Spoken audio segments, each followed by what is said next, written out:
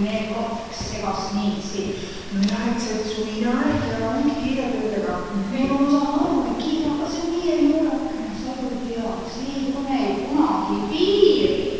No, nägin rasket vaeva lõunani ja siis mina kuulin seda peaaegu oma kõrvaga. Ütle tuula jaamule käsival kuulin. Ja mine nüüd jõele, püüa vähkuid kalake, leiva kõrvalist saaks. No kas sa Jaanidega vastu võetasid ka? Oi, Jaanike vastu. Oi, mees oli veel siin nagu vana hoone. Aga vaid nagu külputis. Ja läkski. No muidugi läks. Kui tüksidu naise jalasega, siis mees vastu võlle.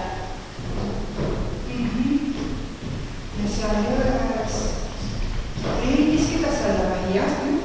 Jaa, aga mitte lihtsalt kujuta ette, see oli lavakinda. Ei, see oli 2 lavakinda suurune. Saad esimeses purgus. Just kui keegi oleks selle meelega sinna pannud. Niisugust vähki ei ole mina oma eluses küll kunagi näinud. Ega jaa ei olnud. Mees vaatas ja mõtles, et oi, tema on nüüd õnnega koos. Aga võtta kättes. Mis sa räägi? Mis seal siis juhtus? Vähk lipsas tagasi jõuke või? Ei oleks siis lihtsalt lipsas tagasi jõuke. See vähk hakkas inimese keeli rääkima. Täiesti selgelt ja arusaamalt. Rääkima? Päriselt.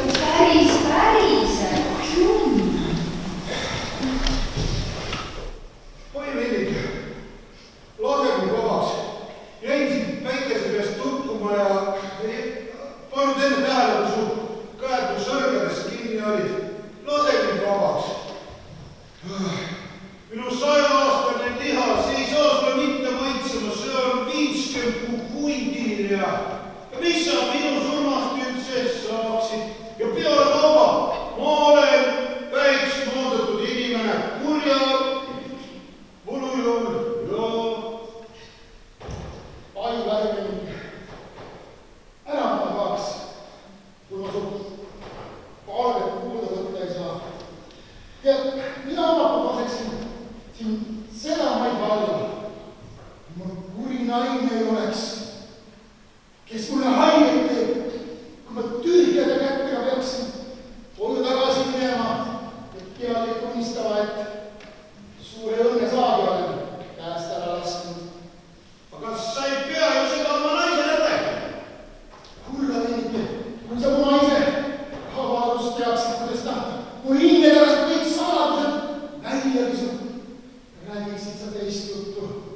See, mis ta ei saa libeda meiutusega, see kisuta. Et mul ei ole võimalik mitte midagi tema hinge varju hoida. Mina olen mees, et sina oled nende tossikateste seas, kes naise pilli järgi tantsivad. Ja mina sinu suurt kahetsust tunnen selle pärast. Aga et see kahetsus midagi ei aita, siis ma pean sind aitama. Ma pean niimoodi tegema, et sinu naise pidevus natukene leevendada. Kuigi ma sulle selline väikene paistan, tegelikult on minu võim palju suurem kui sinu oma, palju vägevam. Jah, kui see tõesti võimalik oleks, et kui sinu päästmise pärast naisele tüli ei tekiks, laseksin ma sind kohe vabaks. Kuule, milliseid kalu su naine teile rohkem arvastab? Oh ei, seda ei tea ma isegi. Ma arvan, ega siin ei olegi vahet. Peaasi, et ma tühjade kätte ei peaks koju tagasi minema.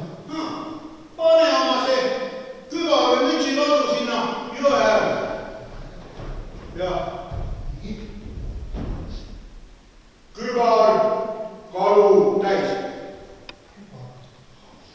Oi, ilma ime. Kübar saabki värsket kalu täis.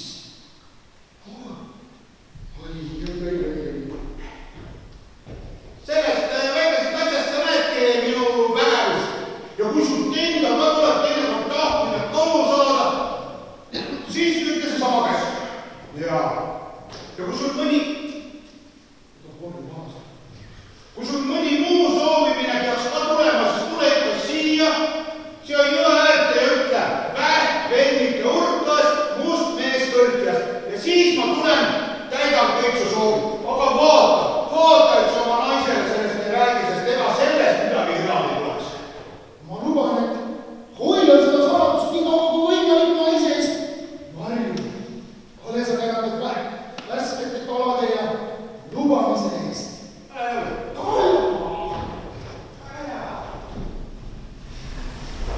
No nii, ma saan aru, et Jaan tuli siis sealt jõe äärest eluga tagasi ja üksi ka. Üksi, neil ta tuli tead eluga ja rõõmma. Lasi vähe ilusasti üle tagasi, nagu neil kokku oli lepitud. Ilus kodupoole nagu üks noor sättunakit. Mis sa räägid üksinda siis? Võta midagi kaasa, paika teie ilus kodupoole vähi on see kõik. Jaa, ei mõtle midagi üksinda. Tal oli küpar täis kalu, nii et servati kaindusi. Oi, sellist jaaki ei olnud Jaan näinud ei enne ega pärast. Ja mõni ime siis, et tema seal rõõmustas selle üle. Jaan oli sellise. Teadrikne, juula. See lihtsalt rõõmustas. Tal oli see nagu pehme nagu suve sai. Lookis kala puhtaks, raputas soolakest peale ja pani kajaga tule ära. Ja. Aga Jaan tema nüüd siis istus ja vaatas ja kuulas, sest nii palju häid sõnu ei olnud tema oma naise suust kuulnud ei enne ega hiljem. Ja nii et neil läks siis elu kohe paremaks. Ja muudkui sõi ja matsutasid ja kiitsid. Nii et tõesti oli palju parem. Arva sa seda? No, ütleme nii, et nädala jagu oli meil siin nädalad rõõmsad ja rahulikud, justkui alles oleksid pulmast tulnud. Jaan käis iga päev jõel, tõi värsket kala ja mõlemad sõid ja kiitsid elukest. Aga eks iga võimulekas. Mis sa sellega mõtled? Ühel pühapäeval lõunal tuli talle juulale tema naabri naine külla. Kaita, alles siis läks see lõuna.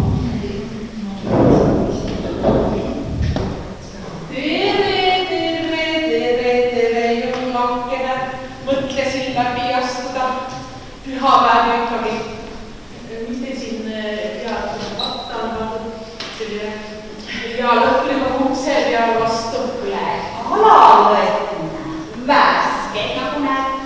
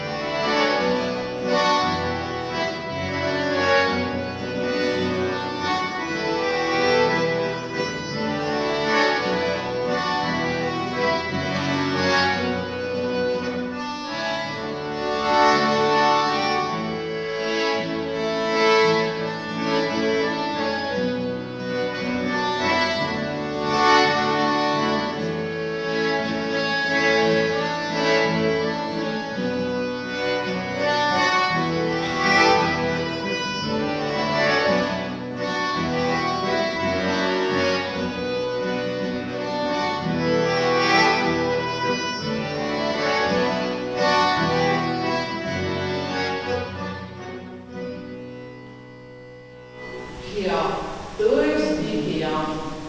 Ei saa salata. Aga ega siis inimene igavesti kala peal saa elada. kuidas nii? Noh, vaata, kala. See on ju selline vaesemine roog. Häda ajal kuulab, aga pidupäeval annab liha ikka õige meki. Tead, minul kees eile tuleb sealeen. Terve ilm oli sinna hea kõhna täis. Mees tuli koju ja kiitis. Ei ole üheski talus nii head peremeest kui neil. Just mina siin ikka räägin. Teil ütleb oma elu.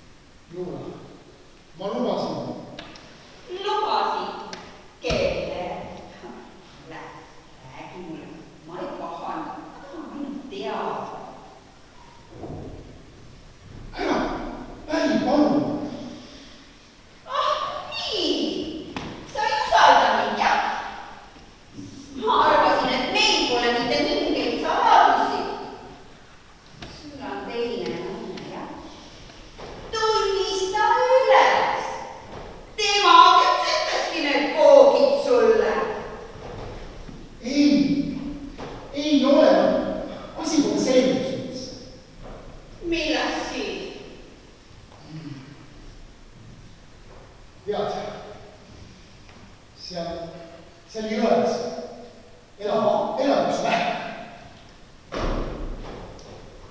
Vähk räägib inimkeeli. Tema ütles nende talade ja seapraa ja magusa poogiga kõik tema teeb. Vähk ütled sa, jah? No aga mis meil siis enam viga? Kui sul selline abimees on? Kuule, nüüd saame siis palju paremini elama hakata. Mina pole juba ammugi neid talurahvaliideid ja tahaksin endale puhke. Selliseid uhkeid emanda ülekandasid. Mine ja too mulle kohe emandaliide. Ja muideks, kuna uhke emandaliide, seapraad ja magusad poogi ei mahu enam talupoja otsikusse, siis sinu sõber Vähk peab meile mõisa muretsema, et ma saaksin seal rõõmaviisi elada.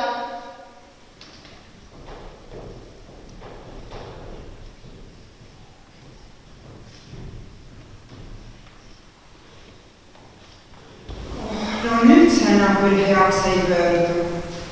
Ei pöörda. Kui juulajuga mõisa taha ei ole ei piiri ega piiri. Kas Jaanika püüdis tal natukenegi vastu hakata?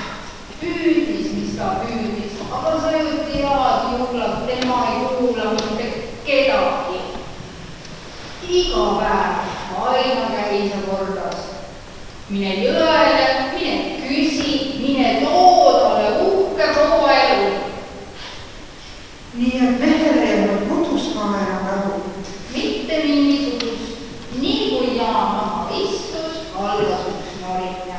Nii kui püsti tõusis, algas üks käsutamine. Nõger mees.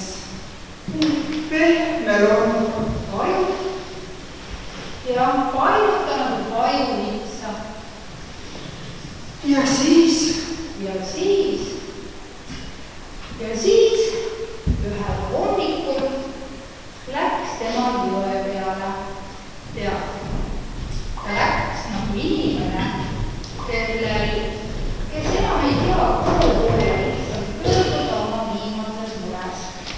Tal oli ainult üks mõte teas, kui Vähk teda nüüd aidata ei suuda, puudutab tema jõkke. taevas halasta. Just taevas halasta, Marike. Vähk nägid hulgast must meesterkist. Mis sa tahad, Venike? Ka teie ole minul endal midagi vaja, aga minu naise soovimistel ei tule lõppu. Kui ja iga päev seapraad maguskook laual. Ei leppida ainult enam roogada. Mida ta siis nüüd tahab? Uhkeid emanda riideid endiste tippude asemele. Firma on rääkis. Rahvamees. Kuule, mine koju. Sinu tahtmine ja sinu naise tahtmine saab käia. Oota, see ei ole kõik. Mõisat ja proua nime tahab ka. Toho! Kuidas ta selle peale tuli? Tead, vägev Vähk. Mu naine piinas mind igal jumala päev nagu vaene last.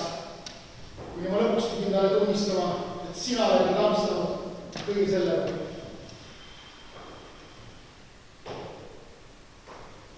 Oh, sa vaene mees, nüüd sinu õnn ja rahu on kõik lõppenud. Sinu naise soovib isegi ei anna sulle enne rahu, kui te kõik olete ära kaotanud. Kogu selle tänase ja eilse ja kõik need asjad. Aga olgu, seekord ma olen siin näitab. Vaatame otsa.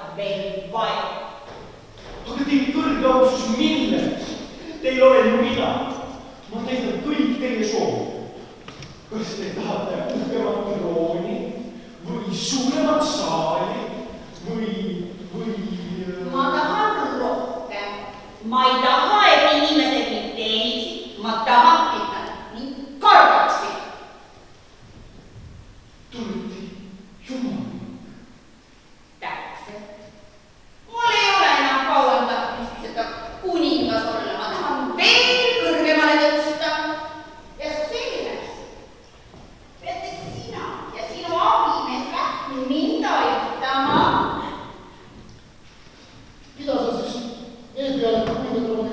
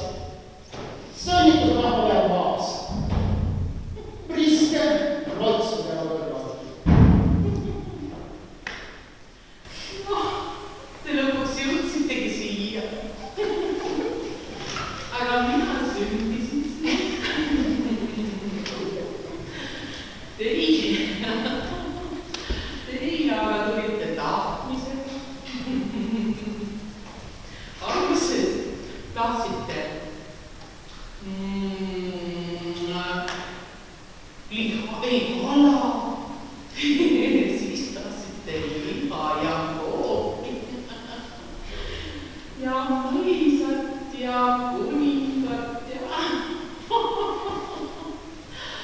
aga kõht on kõigil ühesugune. Söö, maga ja ole rahu selga, mis sul on. Ja kõik lihtsalt suurõkki.